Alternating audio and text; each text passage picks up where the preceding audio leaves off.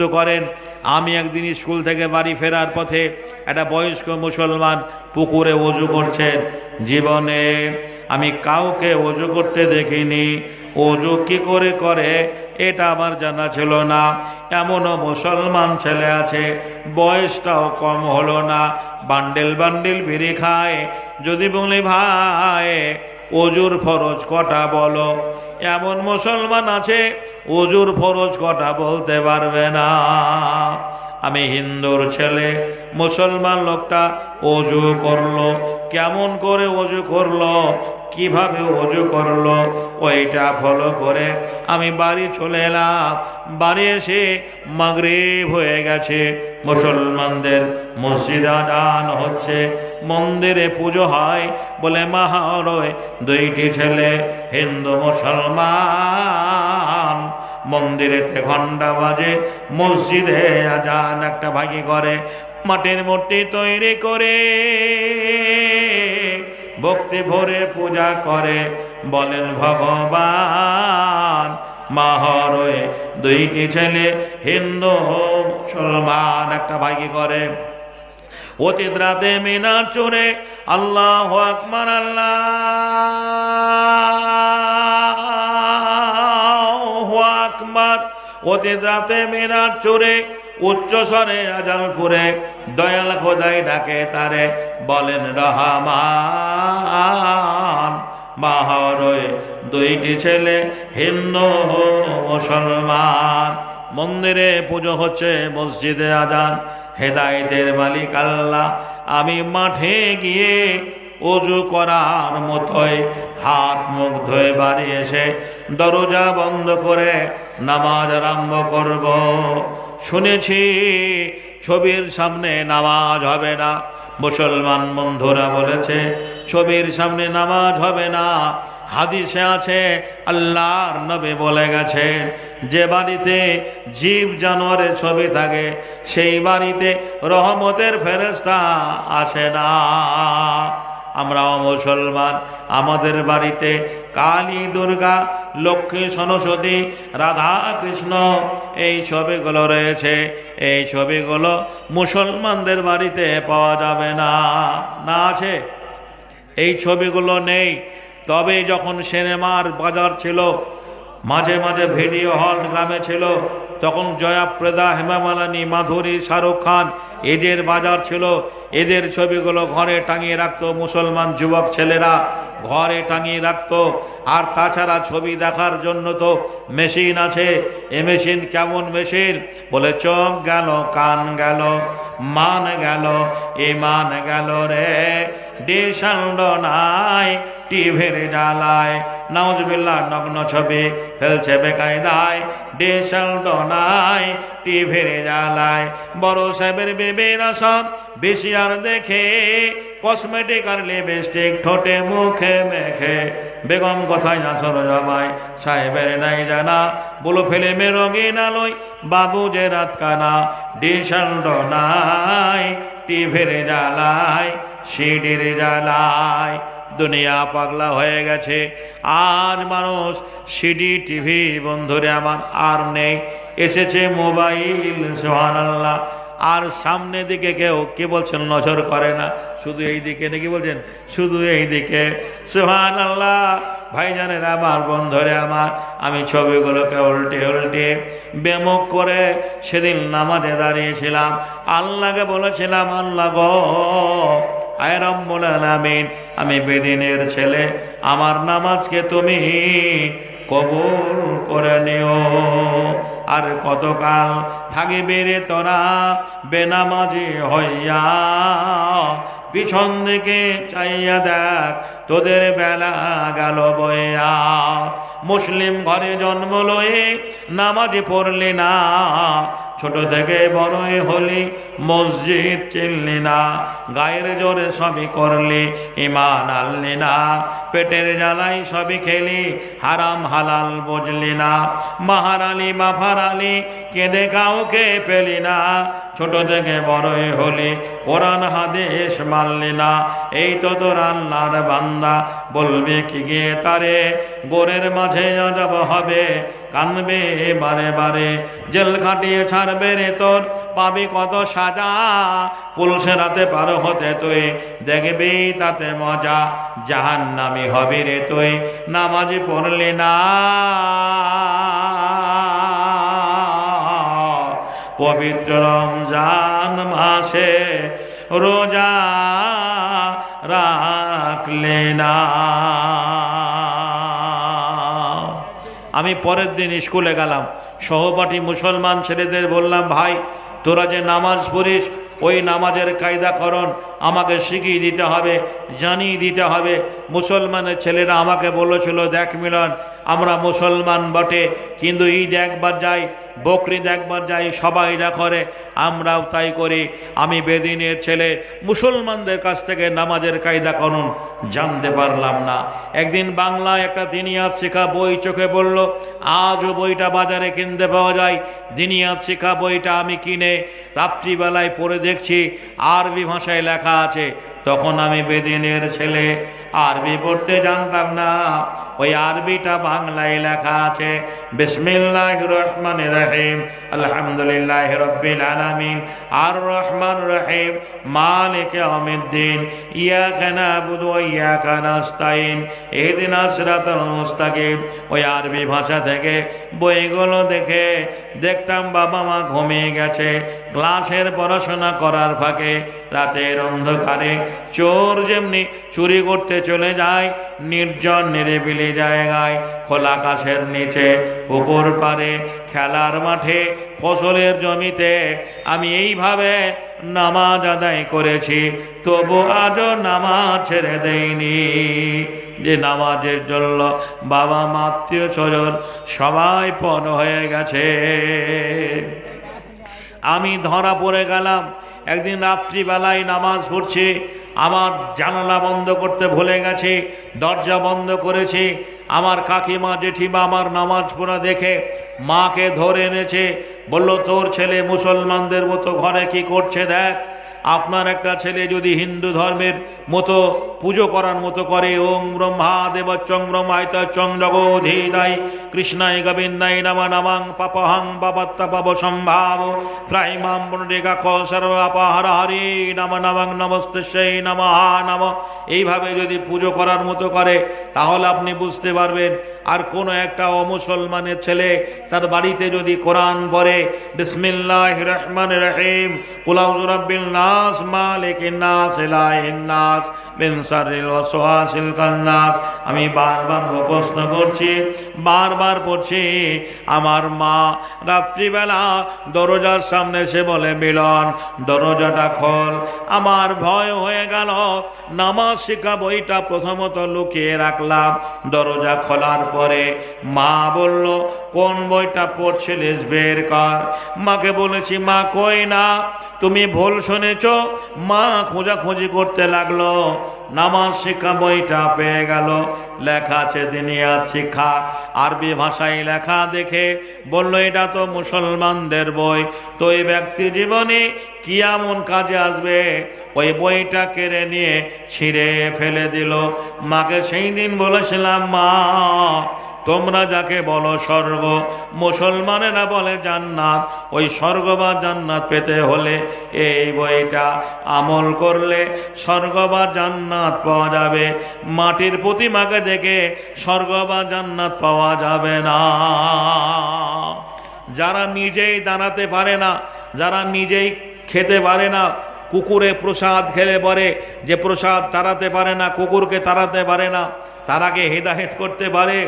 জোরে বলুন, হেদায়েতের মালিক কে? হেদায়েতের মালিক হচ্ছে আল্লাহ। এভাবে আমার সংগ্রামী জীবন শুরু হলো। একদিন স্কুল থেকে বাড়ি ফেরার পথে একজন মৌলানা রাস্তা দিয়ে যাচ্ছেন, যারা নায়েবে রাসূল, যারা ওলামায়ে দ্বীন, আল ওলামা ওয়ারাসাতুল আম্বিয়া। এখনকার আলেমরা তো বন্ধুরে আমার দাড়িটাও ছোট করে, তারপরে হাওয়াই শার্ট জামা মাঝে মাঝে পরে। সেদিনের আলেমরা তাদের পোশাক আশাক দেখে, যে বন্ধুরে আমার একটা ডাক্তারকে দেখলে যে যেমনি অসুখের কথা মনে পড়ে, তেমনি একটা আলেমকে দেখলে পরে পরকালের কথা মনে পড়ে, আল্লাহর কথা মনে পড়ে। আমি আলেমকে দেখে সালাম দিয়ে বললাম, মৌলানা সাহেব, হিন্দুদের বাড়িতে নামাজ পড়া হবে কি হবে না? হিন্দু মুসলমান গায়ে লেখা নেই। আপনার আমাকে যে পোশাকে দেখতেন এমনি পোশাক তখন আমার ছিল না। আমি করলাম কি, জি আমি বললাম রব্বুল আলামিন সব নামাজ আমার বেকার হয়ে গেছে, বৃথা হয়ে গেছে। উনি বললেন ওরা পেচ্ছাপ করে পানি নেয় না, নাপাক অবস্থায় থাকে, বিভিন্ন রকমের দেবদেবীর পুজো হয়, ওদের বাড়িতে নামাজ না পড়াটাই ভালো। আমি বাড়িতে নামাজ পড়া বন্ধ করে দিলাম। দেখলাম না, আমাকে এভাবে লুকিয়ে লুকিয়ে নামাজ আদায় করতে হবে। ক্লাসের পড়াশোনা করার পরে রাতের অন্ধকারে চোর যেমনি চুরি করতে চলে যায়, আমি নির্জন নিরিবিলি জায়গায় খোলা আকাশের নিচে পুকুর পাড়ে খেলার মাঠে নামাজ আদায় করতে গিয়ে একদিন ধরা পড়ে গেলাম। পার্শ্ববর্তী গ্রামের একটা মুসলমান আমার নামাজ পড়া দেখে ফেললো। বলল, তুমি তো হিন্দুর ছেলে, গতকালকে এই মাঠে এই জায়গায় তুমি নামাজ পড়েছিলে, তোমার মাথা কি খারাপ হয়ে গেছে? বললাম, চাচা আমি অমুসলমান হলেও নামাজকে শ্রদ্ধা করি, নামাজকে ভালোবাসি। মুসলমান লোকটা কেঁদে ফেললো, বলল, আমরা অনেক শান সূত্রে মুসলিম হয়েও 5 ওয়াক্ত নামাজ আমরা সময় দিতে পারিনি, শুক্রবার জুমায় যাই। আচ্ছা ঠিক না বে ঠিক বলুন? শুক্রবারের দিন মসজিদে মুসল্লিতে জায়গা হয় না, নাকি বলছেন? গোটা মসজিদ ভরে যায়। শুক্রবারে যেভাবে আমরা নামাজ পড়ি অন্য ওক্তে সেইভাবে নামাজ আমরা পড়ি না। যদি অন্য ওক্তে সেইভাবে নামাজ পড়তাম তাহলে গ্রামে বেনামাজি থাকতো না, সবাই ইমানদার হয়ে যেত। কিন্তু শুক্রবারকে আমরা গুরুত্ব দিই, জুমার নামাজটাই পড়ি, বাদবাকি আমরা কোনো নামাজে গুরুত্ব দেই না। মুসলমান লোকটা বলল, জুমার দিন একদিন যাই, ঈদ বকরিদে নামাজ পড়ি, তুমি একটা মুসলমানের ছেলে হয়ে আল্লাহর ভয়ে ভীত হয়ে জান্নাতের আশায় জাহান্নামের আগুন থেকে পরিত্রাণ পাওয়ার জন্য এত কষ্ট করে লোকে লোকে নামাজ পড়ো, কি বলে কৈফিয়ত দেব ভেবেই পাচ্ছি না। মুসলমান লোকটা আমাকে বাড়ি নিয়ে গেল, বলল, তুমি আমার ছেলের মতো, সন্তানের মতো, যখন আজান হবে আমার বাড়িতে অজু করা পানি দেওয়া হবে, যাই নামাজ দেওয়া হবে, তুমি আমার বাড়িতে অজু করে নামাজ পড়ে চলে যাবে। সুবর্ণ সুযোগ এসে গেল, আমার জীবনে নামাজ আর কাজা হয় না। যখন আজান শুনি মুসলমান লোকটার বাড়িতে আমি জোহরের নামাজটা পড়ে আসি, আসরের নামাজটা পড়ে আসি, মগরিবের এশার নামাজটা পড়ে আসে। বাবু গো বলুন, একটা অমুসলমানের ছেলে মুসলিম মহল্লায় প্রতিদিন একটা মুসলমানদের বাড়িতে 5 বেলা যদি যাওয়া আসা করে, লোকে সমালোচনা করবে কি করবে না? যারা যেই প্রকৃতির লোক, যেই ধরনের লোক, সেইভাবে সমালোচনা শুরু হয়ে গেল। বললাম, চাচা আপনাকে যদি কেউ জিজ্ঞাসা করে, জানতে চাই আপনি কি করবেন, বলো তাই তো, কি করা যায়? আমি বললাম, কতগুলো মুসলমান ছেলে মেয়েকে ঠিক করে দিন, আমি তাদের টিউশনি করাবো, প্রাইভেট পড়াবো। আমার নিয়াত ইন্নামাল আমালু বিন্নিয়াত, আমার উদ্দেশ্য আপনার বাড়ি নামাজ পড়ার জন্য আসা, কেউ যেন বুঝতে না পারে আমি এমনি কৌশল করে ব্যক্তি জীবনে তার বাড়িতে টানা 2 বছর নামাজ আদায় করেছিলাম। একদিন মুসলমান লোকটাকে বললাম, চাচা আর আমি এই ধর্মে থাকবো না, আমি মুসলমান হয়ে যাব। উনি আমাকে বাধা দিয়ে বলেছিলেন, তুমি পড়াশোনা করে এগিয়ে চলো, সুদূর ভবিষ্যৎ নষ্ট করো না। আমার মরণের ভয় হলো। পথ দুর্ঘটনায় মুসলমান লোকটা রুজি রুটি করতে গিয়ে লরির সঙ্গে অ্যাক্সিডেন্ট হয়ে মারা গেল। ইন্না লিল্লাহি ওয়া ইন্না ইলাইহি রাজিউন। আপনার এতগুলো মানুষ আজকে এখানে বসে রয়েছেন, কালকে কেউ আপনারা রসাকুয়া, কেউ হয়তো দোমোহনা, কেউ হয়তো কি বলছেন কিষানগঞ্জ, কেউ রায়গঞ্জ, বিভিন্ন জায়গায় কাজের সূত্রে আপনাদের ছুটাছুটি করতে হয়। লরিতে, ট্রাকে, বাসে কত মানুষ অ্যাক্সিডেন্ট হয়ে মারা যাচ্ছে আমরা দেখতে পাচ্ছি। আমাদের মধ্যে যে কেউ হারিয়ে যেতে পারে, আল্লাহ ভালো জানেন। মুসলমান লোকটা মারা গেল, আমি তার জানাজায় শরীক হলাম। ইসলাম ধর্মের সবচেয়ে আমাকে আদর্শ কনভিন্স করেছে, ভালো লেগেছে। আমার ফেলে আসা ধর্মের কেউ মারা গেলে পোশাক আশাক পরিবর্তন করা হয় না, ওরা যেভাবে মারা যায় শ্মশানে পুড়িয়ে দেয়, গোসল দেওয়া হয় না। মুসলমানদের একটা গরিব মানুষ মারা গেলেও জীবনের শেষ মুহূর্তে তাকে গরম পানি করে গোসল দেওয়া হয়। জোরে বলুন, হয় না? হয় না? তাকে আতর সুরমা লাগিয়ে আস্তে করে কবরে রাখে। আমি আদর্শটা ভালো ফলো করে আমি ইসলাম ইসলাম কবুল করতে বাধ্য হয়েছে। আমি মাটি দিয়ে বাড়ি এলাম। আমার মা বলল, মিলন তুই কবরস্থানে গেছিলি, ওদের ধর্মে কেউ মারা গেলে শ্মশানে পুরি দেওয়ার সময় যদি চিতায় না জ্বলে তাকে বাঁশ দিয়ে পিটাই করা হয়, বাঁশ দিয়ে মারা হয়। বন্ধুরে আমার মা বলল, তুই মুসলমানদের কবরস্থানে গেছিলি, তাকে মাটি দিয়েছিস, তুমি কি করে জানলে? বলে, সমাজের কিছু মানুষ তোর বাবাকে শাসন করে গেল, তুই যদি গঙ্গা স্নান না করিস বাড়িতে উঠতে দেওয়া হবে না। মা আমাকে পাথেয় খরচ দিল, আমি পাথেয় খরচ নিয়ে গঙ্গা স্নানের নামে বেরিয়ে পড়লাম। পাশের গ্রামে ফুটবল টুর্নামেন্টে অন্ডের খেলা হচ্ছিল, সারাদিন বল খেলাধুলো করে সন্ধ্যায় ঘরে ফিরলাম। আমার নিয়াত 3 নামাজ আমল বিল নিয়াত, আমার নিয়াত আসরের নামাজটা কাজা আছে, মাগরিব পড়া হয়নি, এখন আজান হচ্ছে, গধূলি লগ্নে মন্দিরে পুজো হচ্ছে, আজানের শব্দ শোনা যাচ্ছে। আমি কোন একটা জায়গায় নির্জন নিরিবিলি জায়গায় নামাজটা পড়ে নেব।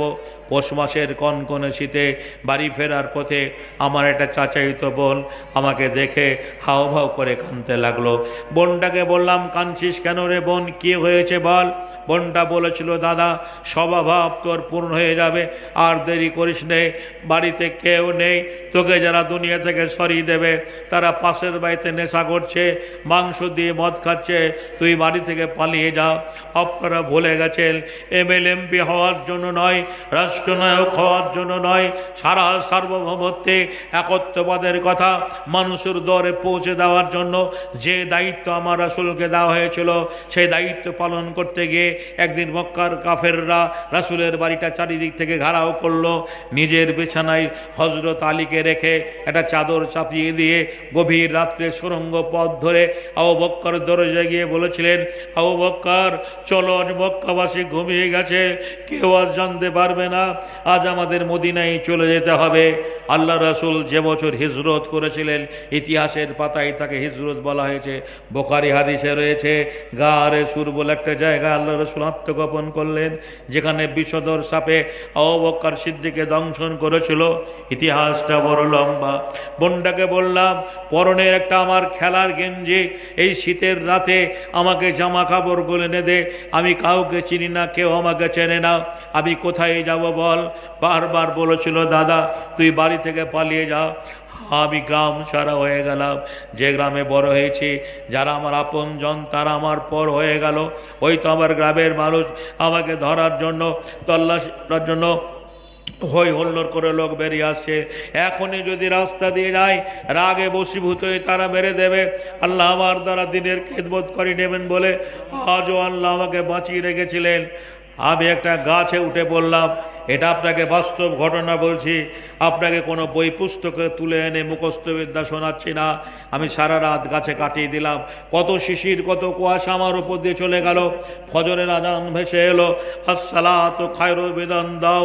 ওই তো মুসলমানদের মিনারে আজান, নামাজি মুসল্লিরা নামাজ পড়তে আসবে। আমি ভোরবেলায় গাছ থেকে নেমে মুসলমানদের গ্রামে মসজিদের দরজায় এসে বলেছিলাম, ওগো আমি একটা বেদিনের ছেলে, আপনাদের কাছে এসেছি আমি কালেমা পড়ার জন্য, আপনার আমাকে কালেমা পড়িয়ে মুসলমান করে নিন। মুসলমানদের দুটো দল হয়ে গেল, একটা দল হলো হিজবুল্লাহ, হিজবুল্লাহ দল মানে আল্লাহর দল, আর একটা দল হলো রাজনীতির দল। আল্লাহর লোকেরা বলল, আমরা লোকটাকে ছেলেটাকে মুসলমান করে নেব। আর যারা রাজনীতির দলের লোক তারা বলল, আমরা যদি মুসলমান করি কালকে বাজারে চায়ের দোকানে পার্টি অফিসে দেখা হবে, বলবে সালাম ভাই রহিম দা, তুমি আমাদের ছেলেটাকে মুসলমান করে নিয়েছো।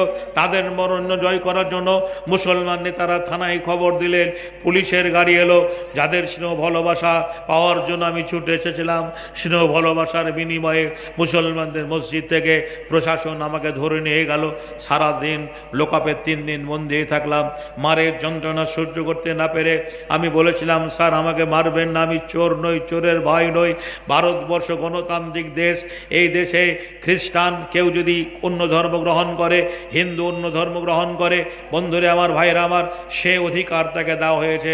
বর্তমান ভারতবর্ষে কেউ যদি অমুসলমান ইসলাম কবুল করে তাহলে তার প্রতি বাধা হবে, কিন্তু কোনো মুসলমান যদি অন্য ধর্ম গ্রহণ করে কোনো কিছু যায় আসে না। আমরা দেখতে পাচ্ছি হাজারো মুসলমানরা অন্য ধর্ম গ্রহণ করছে, খ্রিস্টান হয়ে যাচ্ছে, বৌদ্ধ হয়ে যাচ্ছে, কোনো রকমের অসুবিধা হয় না। কোনো বিধর্মী যদি ইসলামের পক্ষে কথা বলে, ইসলাম কবুল করে, তাকে দেশ ছাড়তে হবে। তার প্রমাণ ডাক্তার জাকির নায়েক সারা পৃথিবীতে একজন কি বলছেন আজকের যুগে বন্ধুরে আমার, জি আপনার কি বলছেন কম্পিউটার বলা যেতে পারে, সেই মানুষটা ইসলামের পক্ষে কথা বলার জন্য তাকে এই দেশ ছেড়ে মালয়েশিয়ায় চলে যেতে হয়েছে। বন্ধুরে আমার, ভাইয়েরা আমার, আমি থানায় লোকাবে 3 দিন থাকার পরে ইসলামের যারা চরমতম শত্রু তারা আমার নামে কেস এফআইআর করলো। মুর্শিদাবাদ জেলার প্রাণকেন্দ্র বহরমপুর, আমি কারা জেলে 3 মাস সময় 90 দিন থাকলাম। 90টা দিন জেলে ছিলাম। আমার আত্মীয় স্বজন আপনজনেরা মাঝে মাঝে জেলখানায় দেখতে যেত। জেল সুপার বলেছিল, তুমি ভালো ছাত্র, সুদূর ভবিষ্যৎ নষ্ট করো না, তুমি তোমার ধর্মে ফিরে যাও। আমি বলেছিলাম ভালো মন্দের মালিক আমার আল্লাহ, সারা জীবন যদি রেখে দেন তাও ভালো, কখনো কোনো দিন আর আমি আমার ধর্মে ফিরে যাব না। আমাকে কোর্টে উঠানো হলো। জজ বললেন তুমি কেন মুসলমান হবে? মুসলমানরা কি লোভ দেখিয়েছে, প্রলোভন দিয়েছে? আমি বলেছিলাম না স্যার, মুসলমানরা কেউ প্রলোভন দেয়নি, লোভ দেখায়নি। আমি কোনো মুসলিম মেয়ের প্রেমে পড়ে নয়, আমি স্বেচ্ছায় সুস্থ সবল মস্তিষ্কে আপন ইচ্ছায় ইসলাম কবুল করতে এসেছি। ভারতীয় সংবিধানের প্রতি আস্থা রেখে আমি ভারতবর্ষের সুনাগরিক হয়ে সরকার মহোদয়ের কাছ থেকে রেজুলেশন করে এফিডেভিট করে আমি হয়ে গেলাম আপনাদের ধর্মীয় ভাই। জোরে বলুন আলহামদুলিল্লাহ। ভাই জানেন আমার, ভাইয়েরা আমার, আমি আমার ব্যক্তি জীবনে বাপের আমি একটাই ছেলে, আর আমার কোনো ভাই ছিল না। 2টো বোন, তাদের বিয়ে হয়ে গেছে। আজও বাবা আত্মীয় স্বজন আপন জনেরা বেঁচে আছে। শুধু ঈমান আনার জন্য সর্বস্ব সব কিছু পরিত্যাগ করে আমি ইসলাম কবুল করেছি। আপনাদের কাছে সার কথা হচ্ছে এটাই, আমি যদি একটা বেদিনের ছেলে হয়ে আমার পাশে দাঁড়িয়ে আছেন ভাইয়ের আমরা আব্দুল ওদুদ, এই বেদিনের ছেলে সারা বাংলায় বক্তৃতা করতে গিয়ে আমার কাছে 17 জন ভাই ইসলাম কবুল করেছেন। রিসেন্টলি একজন এই লকডাউনের কি বলছেন 2 বছর লকডাউনের মাঝে আমার এলাকার একজন মুসলমান অমুসলমান ইসলাম কবুল করেছিলেন সপরিবারে, 2টো ছেলে আর স্ত্রী। আর সে বন্ধুরে আমার আরএসএসের লোকেরা করোনা হয়েছে বলে বাড়ি থেকে উঠিয়ে নিয়ে গিয়ে মাঠে তাকে পেট্রোল ধরে পুড়িয়ে দেওয়া হয়েছে। বন্ধুরে আবার ভারতবর্ষে মুসলমানদের ক্ষমতা নেই, সব ক্ষমতায় তাদের, তাই আমরা সেদিন ডুকরে ডুকরে কেঁদেছি। ছেলে 2টো আজও বেঁচে রয়েছে। আমরা এলাকার কিছু মুসলমানদের কাছ থেকে চাঁদা বর্তা তুলে এটা টোটো কিনে দেওয়ার ব্যবস্থা আগামী দিনে করেছি। বন্ধুরে আমার, ভাইয়েরা আমার, সারা বাংলায় বক্তৃতা করতে গিয়ে আমার কাছে 17 জন ভাই ইসলাম কবুল করেছেন, মুসলমান হয়েছেন। তার মধ্যে আব্দুল ওদুদ ভাইকে দেখতে পাচ্ছেন। আপনার জেলার মানুষ, এই জেলায় বাড়ি, ইসলাম কবুল করে কালেমা পড়ে মুসলমান হয়েছেন সপরিবারের ছেলে মেয়ে সবকে নিয়ে। মগরিবের আগে, মগরিবের নামাজের পরে তাকে একটু সময় দেওয়া হয়েছিল, তখন লোকজন হয়তো ছিল না। উনি 2টো কথা আলোচনা করছিলেন আপনাদের সামনে। আমি আপনাদের কাছে যেটা বলতে যাচ্ছিলাম, সত্যই বড় কষ্ট হয়, দুঃখ লাগে। একটা কথা আপনাদের বলবো, একটা যুক্ত করেন। আমি একদিন স্কুল থেকে বাড়ি ফেরার পথে একটা বয়স্ক মুসলমান পুকুরে ওযু করছেন। জীবনে আমি কাউকে ওযু করতে দেখিনি। ওযু কি করে করে এটা আমার জানা ছিল না। এমনও মুসলমান ছেলে আছে, বয়সটাও কম হলো না, বান্ডেল বান্ডেল বিড়ি খায়। যদি বলি ভাই ওযুর ফরজ কটা বলো, এমন মুসলমান আছে ওযুর ফরজ কটা বলতে পারবে না। আমি হিন্দুর ছেলে, মুসলমান লোকটা ওযু করলো, কেমন করে ওযু করলো, কিভাবে ওযু করলো, ওইটা ফলো করে আমি বাড়ি চলে এলাম। বাড়ি এসে মাগরিব হয়ে গেছে, মুসলমানদের মসজিদে আযান হচ্ছে, মন্দিরে পুজো হয় বলে মাহরয় 2টি ছেলে হিন্দু মুসলমান মন্দিরেতে ঘন্টা বাজে, মসজিদে আযান একটা ভাগি করে, মাটির মূর্তি তৈরি করে ভক্তি ভরে পূজা করে, বলেন ভগবান। মাহরয় 2টি ছেলে হিন্দু মুসলমান একটা ভাগি করে। অতীত রাতে মিনার চূড়ে আল্লাহু আকবার,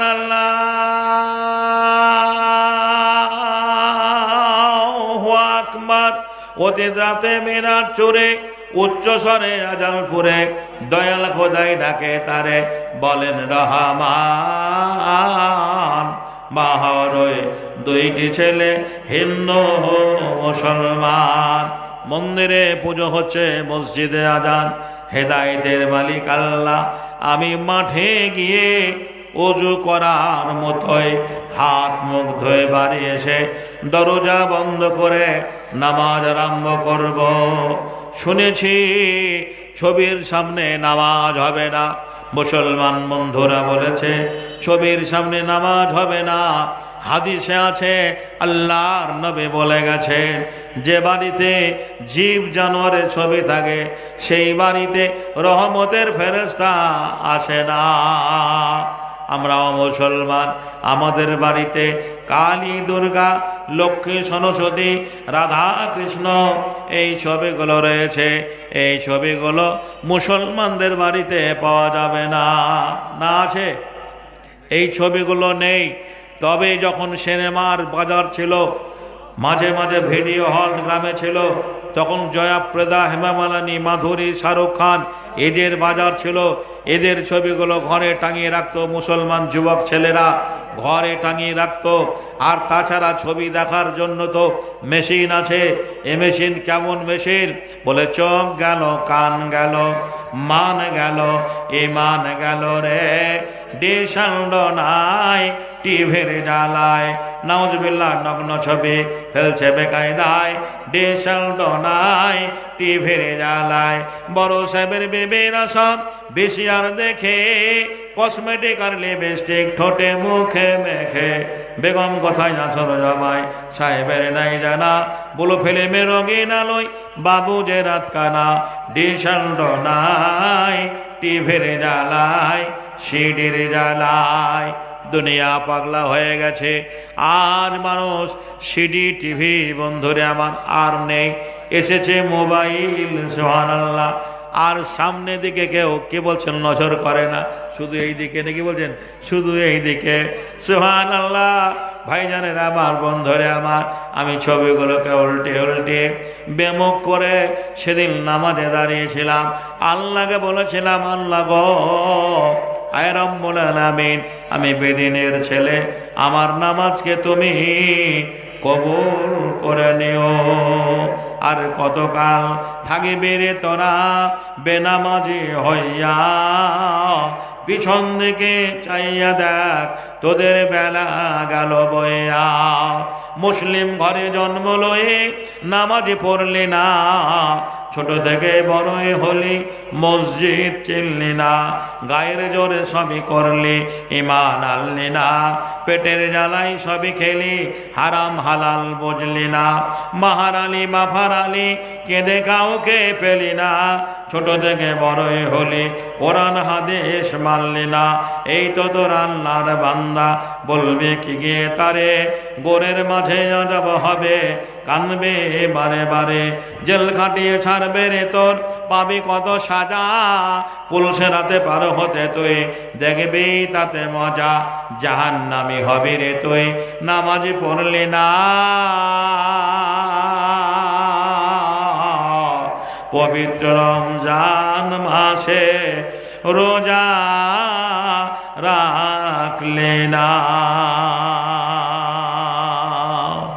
আমি পরের দিন স্কুলে গেলাম, সহপাঠী মুসলমান ছেলেদের বললাম, ভাই তোরা যে নামাজ পড়িস, ওই নামাজের কায়দাকরণ আমাকে শিখিয়ে দিতে হবে, জানিয়ে দিতে হবে। মুসলমানের ছেলেরা আমাকে বলেছিল, দেখ মিলন, আমরা মুসলমান বটে, কিন্তু ঈদ একবার যাই, বকরিদ একবার যাই, সবাই যা করে আমরাও তাই করি। আমি বেদিনের ছেলে, মুসলমানদের কাছ থেকে নামাজের কায়দাকরণ জানতে পারলাম না। একদিন বাংলায় একটা দিনিয়াত শিক্ষা বই চোখে পড়ল, আজও বইটা বাজারে কিনতে পাওয়া যায়। দিনিয়াত শিক্ষা বইটা আমি কিনে রাত্রিবেলায় পড়ে দেখছি আরবি ভাষায় লেখা আছে। তখন আমি বেদিনের ছেলে, আরবি পড়তে জানতাম না। ওই আরবিটা বাংলায় লেখা আছে, বিসমিল্লাহির রহমানির রহিম, আলহামদুলিল্লাহি রাব্বিল আলামিন, আর রহমান রহিম, মালিক ইয়াউমিদ্দিন, ইয়াকা না'বুদু ওয়া ইয়াকা নাস্তাইন, ইহদিনাস সিরাতাল মুস্তাকিম। ওই আরবি ভাষা থেকে বইগুলো দেখে দেখতাম বাবা মা ঘুমিয়ে গেছে, ক্লাসের পড়াশোনা করার ফাঁকে রাতের অন্ধকারে চোর যেমনি চুরি করতে চলে যায় নির্জন নিরিবিলি নিরিবিলি জায়গায়, খোলা আকাশের নিচে, পুকুর পাড়ে, খেলার মাঠে, ফসলের জমিতে আমি এইভাবে নামাজ আদায় করেছি, তবু আজও নামাজ ছেড়ে দেইনি। যে নামাজের জন্য বাবা মা আত্মীয় স্বজন সবাই পর হয়ে গেছে। আমি ধরা পড়ে গেলাম।